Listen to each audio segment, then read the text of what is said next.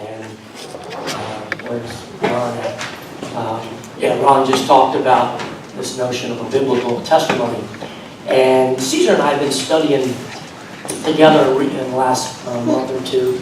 And we've been going through Scripture and going through Mark. And a verse just popped out at me, a little story. And I think it's perfect. So before we get into the question and answer, I'd like to talk to you about a story in Matthew, the 5th chapter, verses 1 through 20.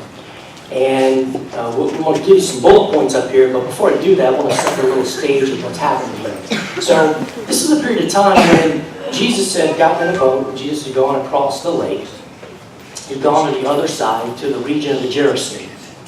And there's an area over there which currently would be modern-day Jordan or maybe Golan Heights there. I don't know exactly where it's at.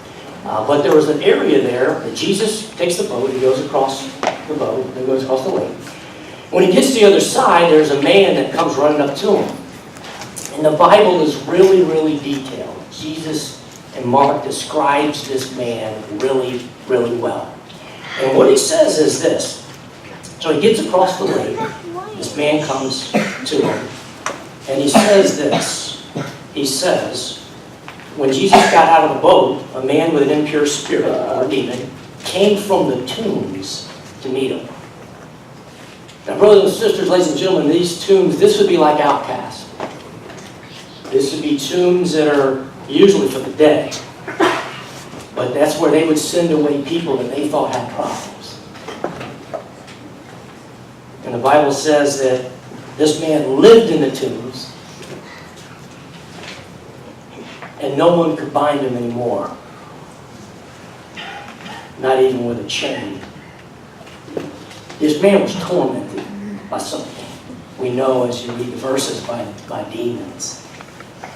He was tormented, said that for he had often been chained hand and foot. They had chained him up.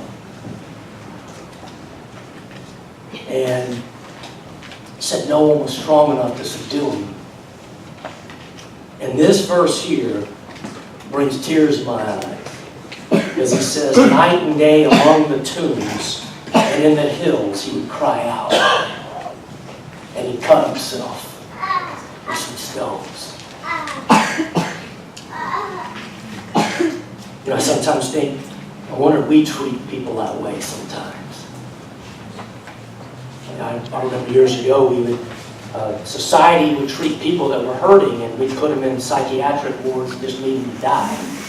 Today, perhaps, in many cases, we just incarcerate them.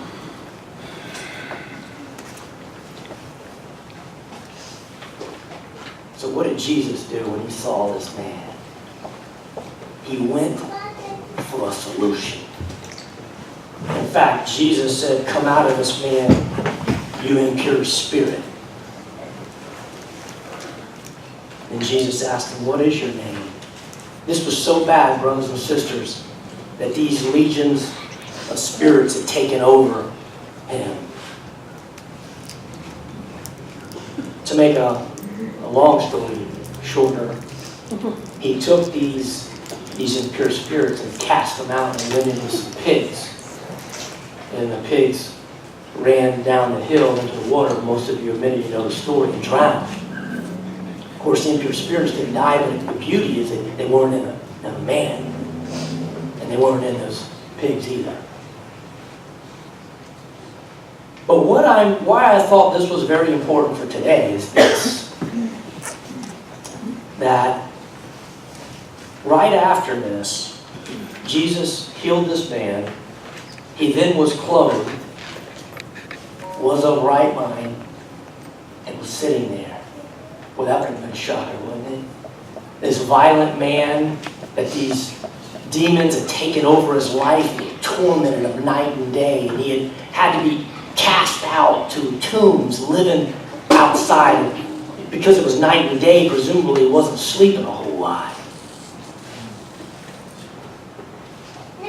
And Jesus told this man that's sitting there, he tells him to do something.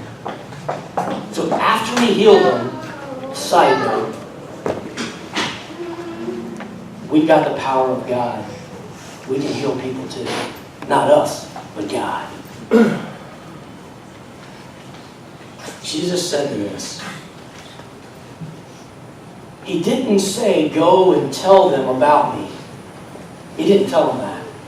He said, go home to your own people and tell them how much the Lord has done for you.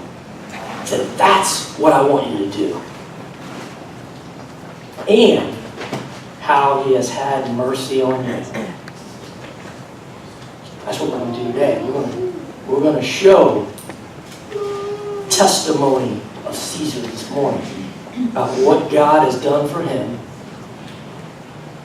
and how He has had great mercy on you and all of us. Interesting, I think sometimes I ask the question before I get into the formal question and answer. What about us? How many of you have this great power where Jesus has cleansed us? How many of us have gone to our family, back to our towns, and are we telling people what God has done for us? I got to tell you, the first week after Rachel was baptized, she had her family here. Did you notice that? I did. Oh yeah. She went and told her family. I think sometimes we can be in the church our whole life and not do that. I've seen it. I've seen it with my own eyes. So then he says, so the man went away and began to tell in the Decapolis, this is this area, 10 cities, how much Jesus had done for him. He listed.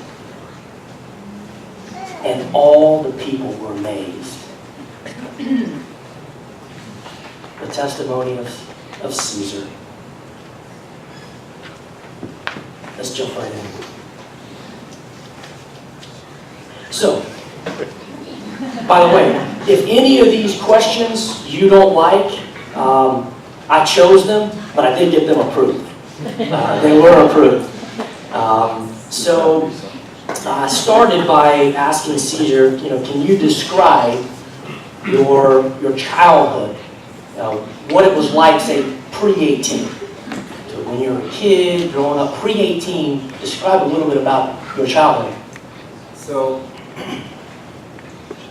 I was born to good mother and father. My mother and father went to every baseball game. My mom was PTA. I mean, I tell you that so that You just keep going. I tell you that so you know that it's not some failing on my parents' part or the way I was raised or anything like that. We grew up fairly wealthy. We grew up in a neighborhood with lots of affluent people, and from an early age I had this feeling that I didn't really stack up to everybody else.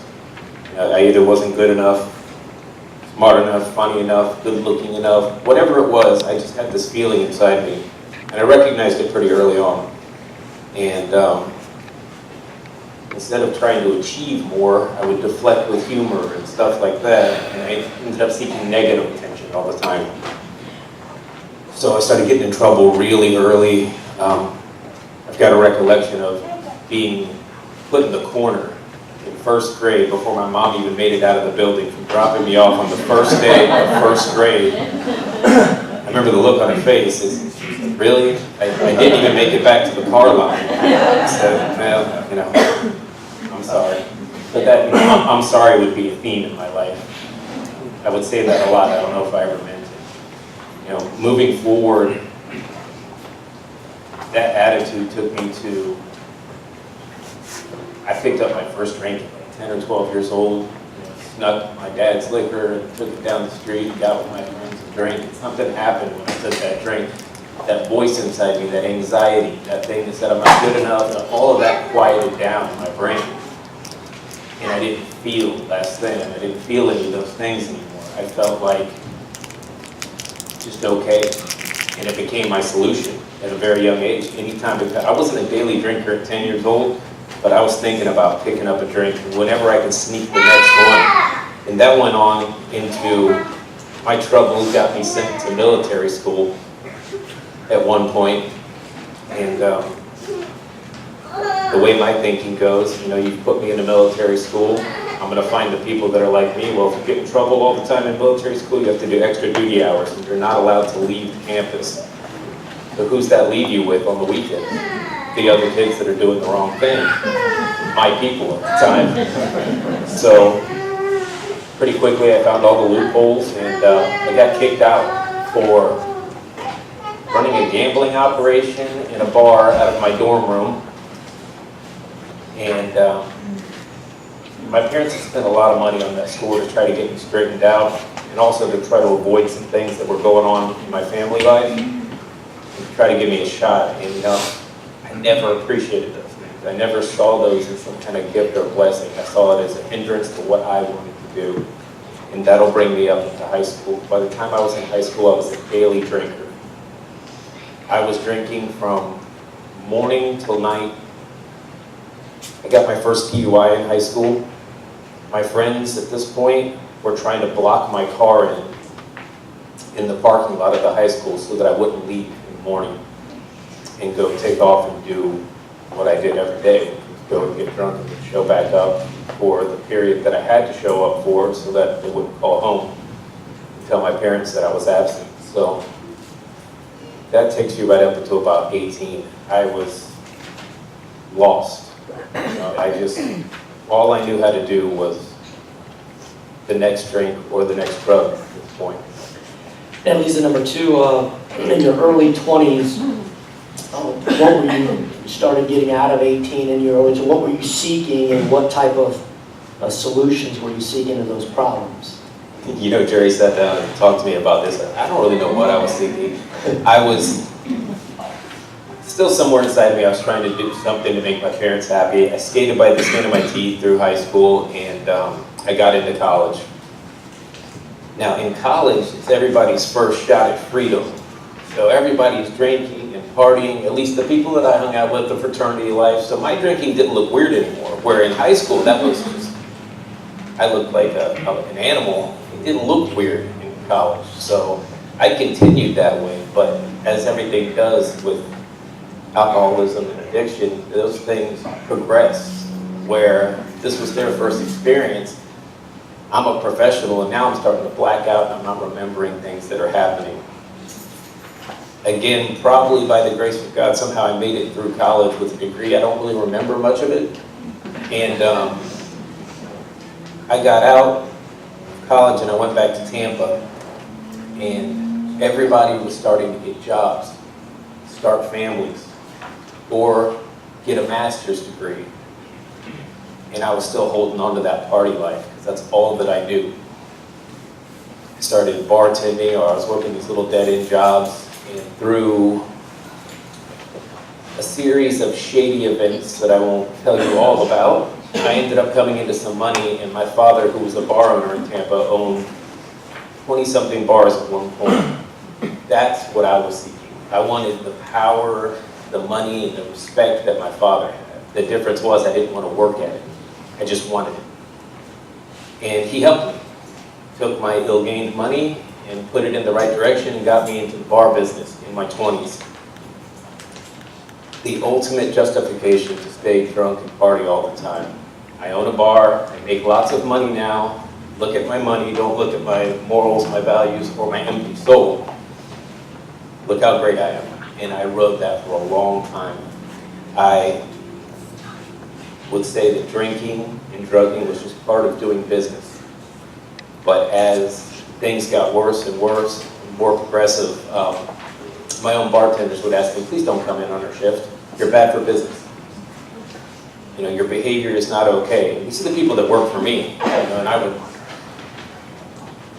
I knew what they were talking about, but my pride was like, oh, no, this is my bar. I run these things, you know. And even though I was a mess, I was good at that lifestyle. I was good at planning events and making money and doing what I needed to do to keep my lifestyle going.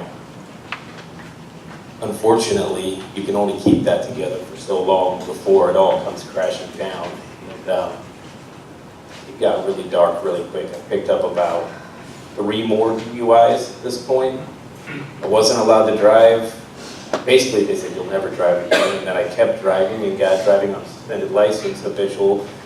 And at this point, I started getting locked up. I started showing up in rehabs. And I'll stop there. I know where the next question's going. Yeah. And number 3, I argue that we all hit rock bottom at some point. We all do. And when was that for you? When did you say this is kind of, this is the bottom here? Like everything was a progression. There wasn't one single bottom. Every time I thought I had hit a bottom, there was a trap door underneath that bottom. So the part of my life I'm talking about now is my early 30s. I started getting in trouble all the time, and drugs took center stage. I was a full-blown heroin addict at this point. I still had the bars in my early 30s, but I could barely leave my room. I would stay in my house. I'd go first thing in the morning just to open up and grab the cash, leave enough there to make change, go get what I needed to get, and go home and sit in my room by myself. My dad would come by and check on me every once in a while. It was absolutely pathetic. And I basically was living just to get the next high, just so I wasn't sick, physically sick. And I started going to, I said I'd already been to rehab at this point, and nothing changed. Nothing internally had changed. So I got caught in this vicious cycle of getting arrested, being put on probation, relapsing, getting rearrested, getting sentenced to a rehab, getting out, relapsing. During this period, I overdosed 5 times. I was brought back with Narcan 5 separate times that I died on the floor, either in my house or a gas station bathroom. And I finally ended up in front of this judge where I had violated 5 times her probation orders, and I had a 5-year sentence over my head. And I told her, I said, please just send me to prison. This doesn't work. Keep sending me to rehabs and keep prolonging this sentence, and I'm not getting any better. Just send me to prison so I can get this behind me. And she said no. She told me to shut up. I probably needed to be told to shut up. She said she wanted me to find recovery. She knew that I knew how to do time. I could sit there, be locked away for a year, for whatever it was. I could do it standing on my head. I couldn't do life. I did not know how to function in society. I didn't know how to deal with my emotions. I didn't know how to deal with life on life's terms. I only liked life on Caesar's terms. If everything was going my way, that was great. So I went to this rehab, and something shifted in my mind. I didn't look at it as a blessing at the time, but I ended up looking at it that way. I took the opportunity and I asked somebody for help. And the guy offered me that help. I said, wait, question. Yeah. And, but I would say one thing about that. But before that, you said that you just wanted to go through the recovery to get the kind of, but something changed this time. You were. I guess you would say it was my bottom. I was 37 years old, and prior to this point, I always believed that I would outgrow this. I'm gonna stop this foolishness, or I'd figure a way out of it. Somehow I would stop. I thought on my own power, some way I'll figure this out. So I'd go to the rehab and I'd follow the rules, but I wasn't doing anything to really make a change inside myself. Just following the rules so I could get out the door on the other side. And I guess you would say it was my bottom. I ran out of ideas. I ran out of plans, schemes. Everything was gone. All the bars were gone. My home was auctioned off. And I landed in this rehab with the clothes that were on my back that had burn holes in them, and the same clothes that I got arrested in, and I had nothing. And that ended up being the biggest gift, because I had no more justification for my lifestyle. There was no more look at me. I was done. I had nothing left. And it forced me to reach out and ask for help. Beautiful. And that leads to number 4. So how has your relationship, give us your testimony about your recovery, how that has helped you now. Recovery has given me everything. So this selfless guy is coming into a rehab. He's dressed like I'm dressed right now. He had a tie on. He pulled up in a car, which that was a big deal to me. This guy's got a tie on, a car. He looks like he's got a job, but he's telling a story, telling about what he was like. And that's what I was like. But he didn't look like me. And he explained that he could show me a program that could lead me to a power that could help me solve my problem. And, you know, I probably had a little bit of a prejudiced mind. If you would have said, God's going to save you at that time, I hadn't invited God into my life in a very, very long time. I was raised Catholic, but the way I was living, I was ashamed, and I wouldn't have wanted God to see me. It was the way that I thought. So this was a very basic, simple, laid out plan, and I was extremely willing to follow it if it was really going to give me some relief from the way I had been. And it did. It led me to God. Recovery has given me purpose.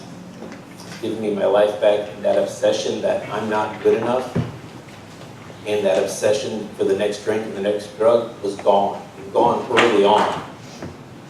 It's given me a purpose to serve and to help others. It's taught me how to be a father. It's taught me how to be a partner to my wife. It's made me acceptable enough that somebody would want me as a husband.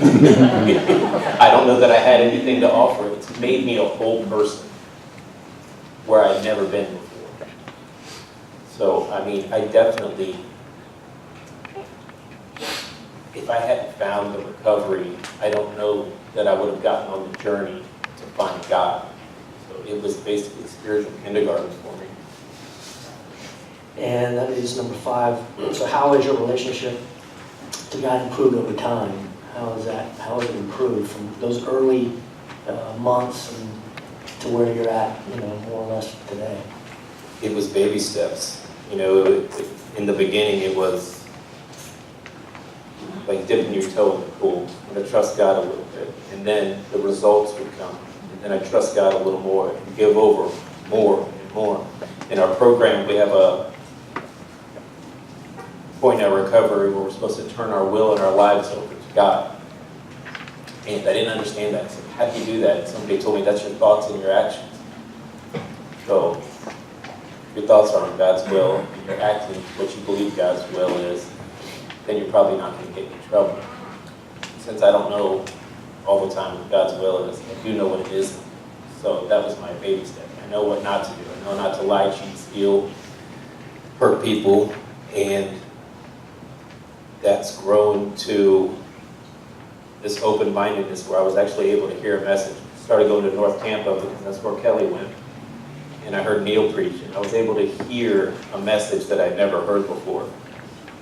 And even though at this point I was doing really well in life, I found out that I was still unacceptable to God without the blood of Jesus. And I heard that, and like I said, I was raised Catholic. I'm sure I heard that before, but it never penetrated my thick skull. And that led me to get baptized, become part of this church, and to take the gifts that God's given me to turn outward and share with other people. God's the center of our household today, and God's the glue that holds it all together. Amen. Well, what's been impressive to listen and to talk with Caesar, and I can tell you, being a Christian myself for 30 years, and guys that I went to college with, and afterwards, we spent all weekend going to church and not talking about God. And when you hear guys like Caesar say, I'm only able to be here because of God. That he said before, my day starts with God, my day ends with God, and then I spend time serving throughout the day. And just powerful. So powerful. And then give us a little bit. I stated this question, number 6. I put that kind of jumps on what I just stated, loving our neighbors and serving others seem to be missing in the churches today. And what I mean by that is, those of you that know me well know that I have insight, I think, in having a wonderful wife that was raised in the church. So I get insight from her. We've both been in places. I think some of you have been in places where I've been in places in my life where I went to church 3 times a week and I was in Bible studies, but I really wasn't close to God. I didn't lean on Him. I didn't need to, I thought. But you'd be just fine if you saw me. You saw me. And what I see missing in a lot of churches today, in my own opinion, is that in many cases, we do go to God in prayer in many cases. I've seen it. We have Bible studies today. Fantastic Bible study. We open up Ephesians and we talk about Ephesians 1 and what God has done for us. But my experience is we walk right out those doors and it's all about us in a lot of cases. It's about me. It's about my job. It's about my family. It's about Randy, Pastor, and Jenna. And I don't have time for other people. That's my experience. And I said, can you give us a rundown of what your week looks like, starting on Sunday, and talk to me a little bit about what your week looks like. Starting on Sunday, I'm here with all of you. And, usually we don't have a birthday party or something to do after this. We spend family time. We go home and spend time with the girls, or we all go out to eat. Kelly's parents, my parents. Yes. Susie Choose, though, right? Susie Two's, or wherever we end up going, but we spend it with family after church because I know what's coming on Monday. So we try to slow down on Mondays. Depending on what our schedules look like, one of us takes the girls to school, and then we head to work. 8 to 10 hour workday typically for both of us, sometimes longer. As soon as I get off work, I go and pick up some guys from the halfway house. I go pick Jed up, I go pick my sponsees up, and we set up to have the meeting here at the church. We have a pretty good meeting, read some literature, and then I'll take time on the way home and then probably spend another hour or so reading with the guys. And that takes me till about 9:30, get home, 9:30, 10 o'clock, start thinking about what I was going to eat. Typically, Kelly has actually made dinner earlier in the day. I just haven't had time to eat it. And she hasn't dropped by and got a Big Mac. She hasn't had Big Macs, so it's usually healthy for us. See the kale and all that stuff. It's never a Big Mac. It's always a home-cooked meal. And say our prayers and go to bed and start the next day. Tuesday, decide who's taking Maya to school. Whoever's schedule is lighter that morning, 8 to 10 hour work day. And then I go to a different clubhouse and I read with 2 sponsees and advise them and work with them and listen to them. That's another hour or so before the meeting. The meeting starts at 8 o'clock. Try to give back as much as I can in the meeting. Spend some time to fellowship afterwards, especially if there's a new guy there or something. Talk to them and let them know that it's going to be all right. Make yourself available. Get home 9:30, 10 o'clock. But you also get within some of this time, you try to work out. You try to get a little. Oh yeah. And there's an hour in the gym in there every day that I'm failing to add. You gotta keep yourself healthy. You're gonna run around like this all the time. So. But I think the point of that in the first couple of days is right after the first day of the week, you're spending time serving others. You're spending time trying to bring this help that you've learned and to encourage others, right? We fill up on Sunday, we rest on Sunday, and then we turn outward. Monday, Tuesday, and Wednesday are work and service, period. As soon as I get off on Wednesday, if I'm not here Wednesday night, I drive to Tarpon Springs after the gym. And I go to the rehab that I found recovery in, and I bring a meeting in there, and depends. Sometimes the sponsor guys in there, sometimes they don't want to hear it. And, they're not asking for help, so there's no one to help. But I make sure that I'm there every other week and bring a message of hope like it was brought in for me. That sounds biblical. I That sounds pretty biblical to me. Bring hope to those that are lost.